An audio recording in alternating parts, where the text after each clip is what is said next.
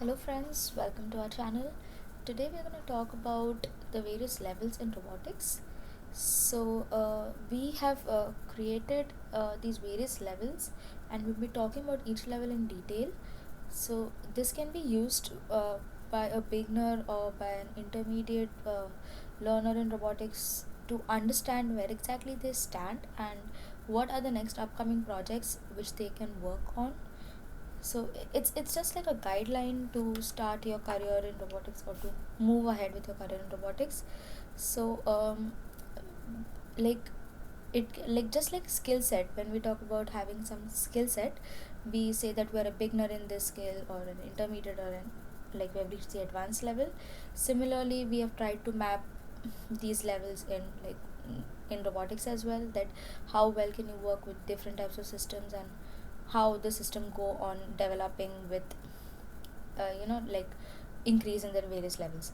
So talking about the first level in robotics, level 1 robotics, we deal with wired robots. So as a beginner, you always want to start with learning the basics. So the basics of any robotic system is controlling the motors and making your system drive or localize. So what do you need for that? You just need to power up your system and you need to power up your drive system, that is the motors. And we so wired robots with the starts with like basic switching technology. So this switch acts like it's going to be in between your power and your drive. So it decides whether when to power up your motors and how to in what direction to power up your motors. That decides your drive basically. So as a beginner, you can start any beginner can start with this basic building where you just need one chassis for your robot, your batteries, your wires, your switches, and your motors and wheels. So that's about it. So what does it exactly comprise of? So there is no processing done in this case. All we do is switch your power in such a way that the motors move ahead or the wheels move ahead in the correct direction. So we use basic DPDT switches for in this case, where it's a double pole double throw switch. You can Google more about it, and they connect the power in such a way to the motors that we can make it move in forward direction, in reverse direction, by changing the polarity which is supplied to the motors. So plus minus, minus plus, keeping one motor on and one motor off will make it rotate in like take a turn, like a hard turn. Keeping yeah, you can just go. So in basic switching technology, switching using a switch to run your robot, you can just go forward, reverse, and take turns, like hard turns. So this is the basic block diagram you would be building your system on. So what do you exactly learn? So what are the concepts that we'll be covering at this stage?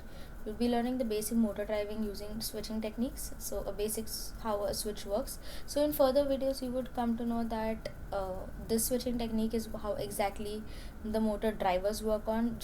Just keep the term in mind, and then you would be able to link it very easily. Next, you learn about the switching polarities, that how a motor reacts when power is given in particular polarity, plus minus minus plus, etc. Then you learn about the translational motion, that is the linear velocity, for those who know about this term. So it's basically moving from point A to point B in forward or reverse direction.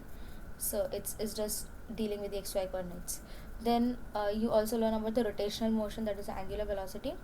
So in this case, when you keep your, like simple example, you keep your left motor off and you just rotate your move forward, give forward direction to your right motor, it's going to take a left turn.